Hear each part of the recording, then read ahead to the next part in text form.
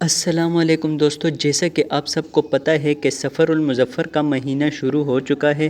دوستو آج کی اس ویڈیو میں آپ کو اسی مہینے کے حوالے سے ایک حدیث پاک بتانے لگا ہوں، کیونکہ اکثر لوگ اس مہینے کو منحوس قرار دیتے ہیں اور یہ سمجھتے ہیں کہ اس مہینے میں نحوست آ جاتی ہے اور آسمان سے بلائیں اترتی ہیں۔ تو دوستو آج کی اس ویڈیو میں آپ کو اصل حقیقت پتہ لگنے والی ہے کہ اصل میں ایسا ہوتا ہے یا نہیں، یا یہ لوگوں کی بنائی ہوئی باتیں ہیں۔ تو دوستو حدیث پاک میں آپ کے سامنے پیش کرتا ہوں، لیکن اس سے پہلے آپ سے چھوٹی سی گزارش ہے، اگر ابھی تک آپ نے چینل کو سبسکرائب نہیں کیا تو کر دیں، کیونکہ اسی طرح کے نئی ویڈیوز میں آپ کے لیے لاتا رہتا ہوں۔ تو چلیے دوستو میں آپ کو بتا دیتا ہوں۔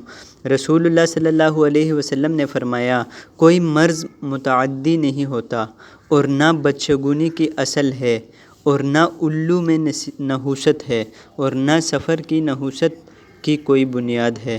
صحیح بخاری کی حدیث ہے، حدیث نمبر 5707۔